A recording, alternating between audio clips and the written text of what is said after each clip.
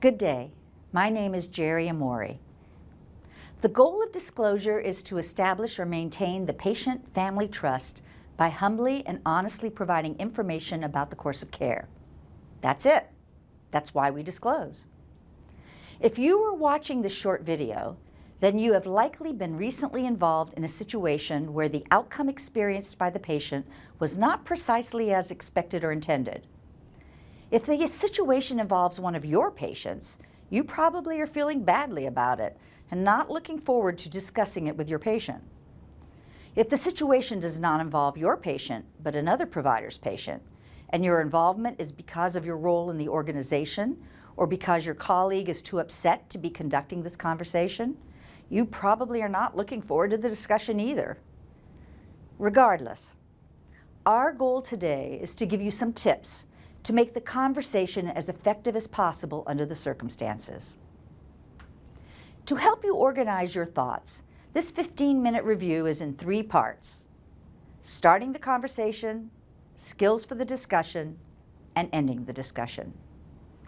The companion just-in-time video on this site has quick hints for planning for a disclosure discussion and what to do afterwards. We hope you will watch that one as well. It will help frame your conversation in a way that supports effective preparation and closes the loops. How do we begin? As humans, when we see a situation as potentially threatening, we tend to suppress our nervous reactions and put on our proactive, manage it, and sometimes defensive reactions. It's a way to channel energy, to focus.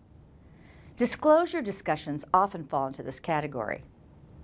In reality, in many ways, the initial meeting is no different from hundreds of other meetings you have had with patients to deliver bad news. Poor prognosis, bad lab or test results, or even that a course of medication didn't work. It is different in one significant way. It is different in the sense that whether or not it is your fault, the outcome is not as anticipated. In this situation, the patient or family might be inclined to believe that the outcome is your fault. That can be unnerving, especially if the outcome may very well be because of an error either you or your colleagues made. So you're nervous. Do not cover the nervousness with bravado. Recognizing that this is going to be a touchy conversation, allow yourself to admit to yourself or to those helping you prepare that you are concerned about it. It is better to admit you feel uncertain, anxious, or shaky and work with that rather than deny it. Talk with your risk manager, your risk consultant, your claims consultant, or others designated by your organization to help you prepare. Denying your concern will only backfire. Better to acknowledge it. The goal of the immediate conversation, the initial disclosure, is to be effective in providing the basic important information about the situation.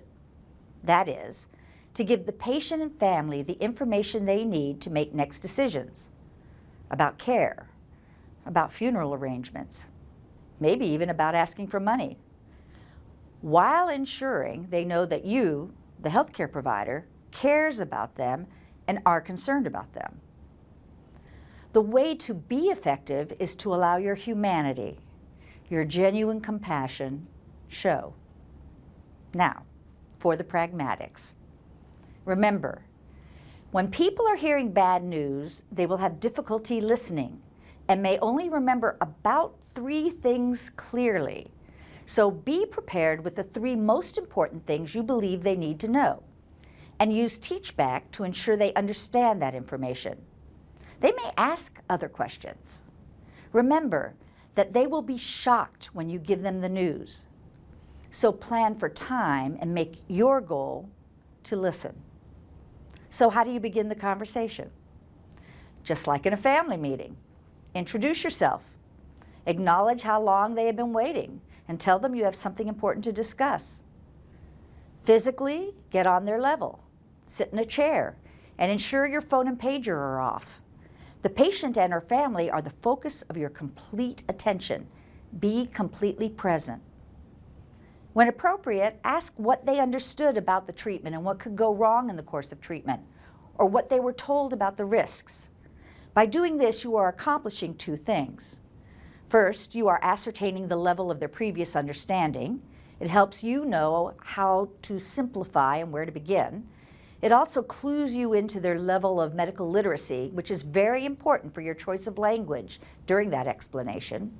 And second, it clues you in to any unrealistic expectations they may have that you might have to work with during that conversation.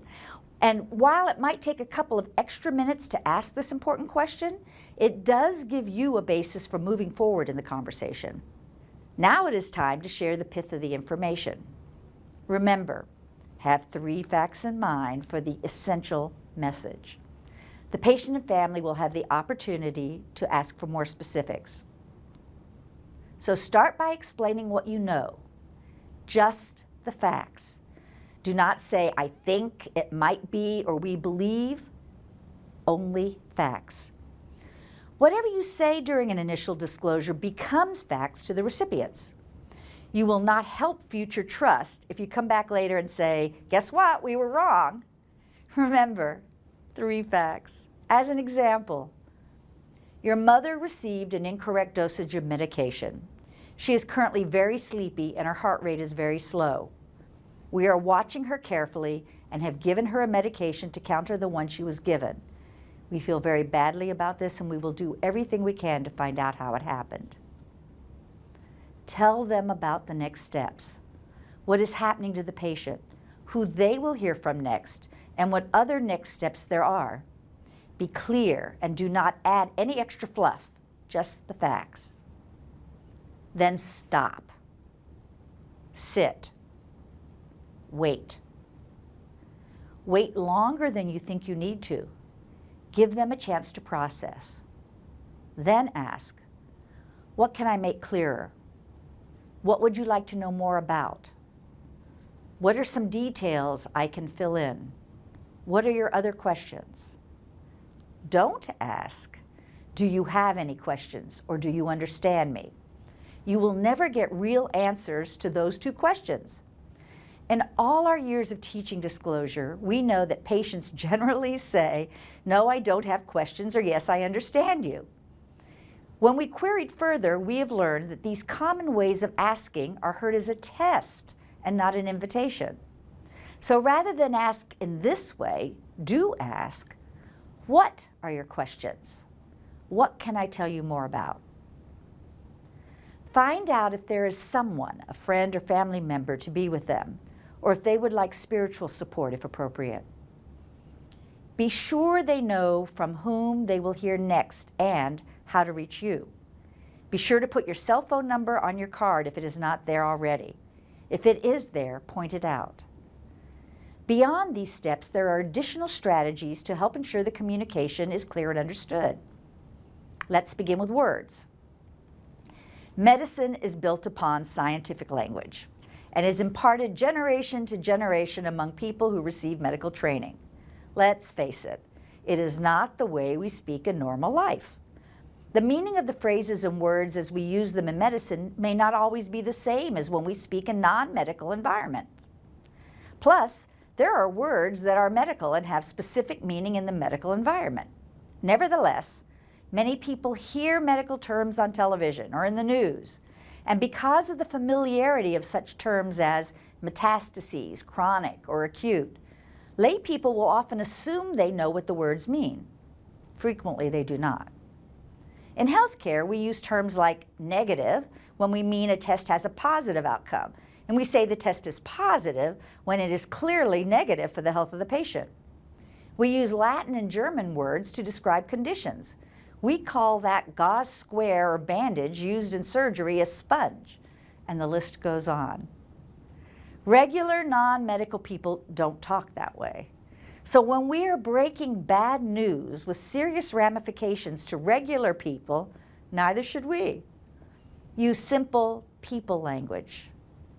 The test didn't show cancer. The test did show something that makes me worry. We left a gauze pad we used to blot blood. We gave too much of a very strong medicine to your mother. By simple language, I'm not saying to dumb it down, but to clarify what you mean with clear language. Then ask, what part of this would you like more details about?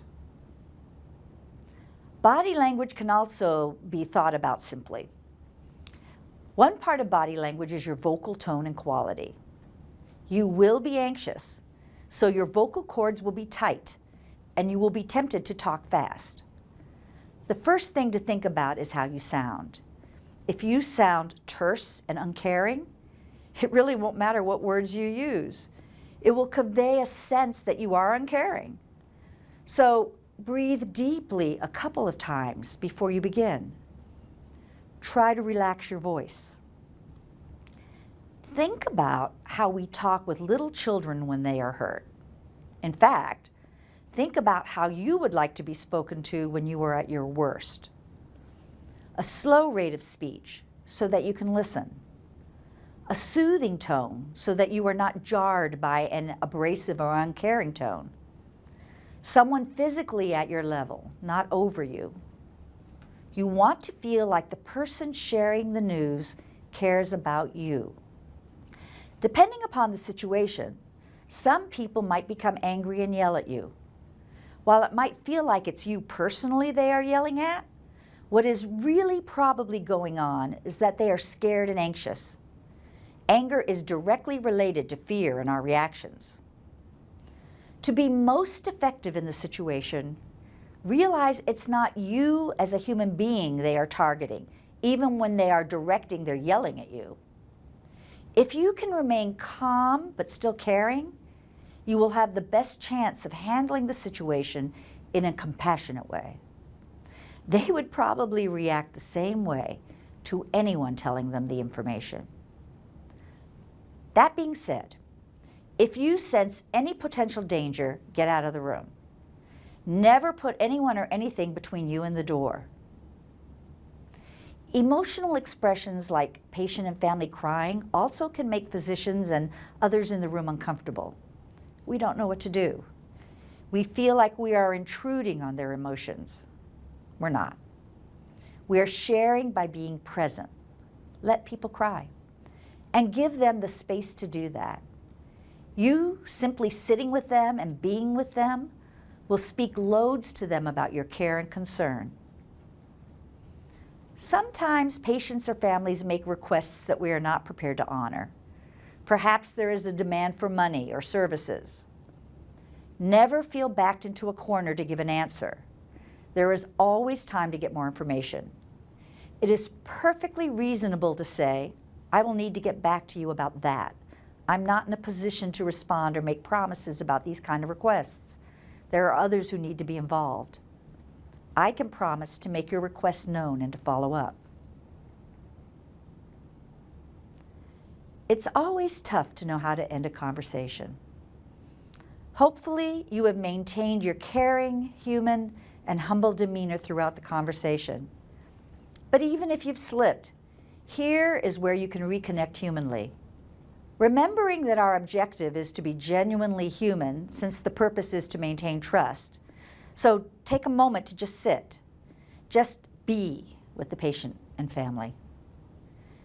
Express your genuine sadness for the situation and ensure they know that both you and the organization take situations like this seriously.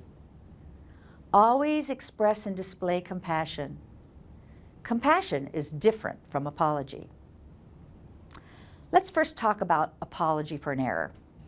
Apologize for an error only if you have spoken with your risk manager and it's pretty clear an error has occurred. But if it's not clear or you don't believe anything was an error, do not apologize for a potential error. Whatever you say during an initial disclosure will become true forever in the memory and hearts of patients and families. So if you do not know beyond a doubt that an error is the cause of the outcome, do not apologize for making an error. Apology is tricky. For an apology to be effective, the person who apologizes must feel that it is warranted, feel remorse for their actions, and be prepared to make things right. Often, in the early stages of an event, it is unclear why the event occurred. Maybe you did something wrong. Maybe you didn't. You may think you did, but it turns out later that circumstances were the major contributor to the event. Furthermore, whatever you say during an initial disclosure will become true forever in the memory and hearts of patients and families. They are hearing it during a time of crisis. Memories made during a crisis tend to be stronger and hang on. And because of that, it is generally not wise to apologize during an initial disclosure meeting. If you have spoken with your risk representatives, however, and everyone is prepared to accept responsibility for the event, then perhaps an apology is in order. And yet, while it is not always appropriate to apologize, it is always appropriate to be caring, sad about the situation, and willing to get to the bottom of it. So let's talk about expressing compassion. In our society, it is automatic to use the words "I'm sorry" when expressing sympathy, "I'm sorry your dog died," empathy, "I'm sorry you're having to study so hard for that test," and apology, "I'm sorry we gave you the wrong medication." This is unlike other languages where there are different words that are more precise to express these three very different feelings. And while it is natural and honest to say we are sorry this happened, it is important to remember that someone who believes that we have made an error may hear it as an admission of guilt. Now, this is not wrong or bad. It is just something to be aware of. So here are some considerations to help ensure clarity of your compassion. If you say, "I'm sorry you were going through this," or "I'm sorry this happened," be sure to add, "We are not sure how it happened and we are going to find out," or something else that ensures the patient understands that you are expressing compassion about the situation and not saying you know it was your fault. Another way might be to, wherever possible, not use the words "I'm sorry," that instead say, "We feel awful about this. We feel with you in your sadness. We're going to find out what happened. It is not something we would want for you or anyone to experience." Remember, if you forget and say "I'm sorry," no harm is done. Just be prepared for the possibility it might be misunderstood, and you may have to explain that you simply feel badly for their experience, and you will find out what happened. And whether you apologize or you express compassion, do not say anything you do not feel in your heart, because it would be heard as disingenuous or even like lying to the patient and family. You cannot fool the heart in pain. Remember, a genuine heart is the heart of healing. Always caring. It's what makes you human, genuine, and the amazing caregiver that you are.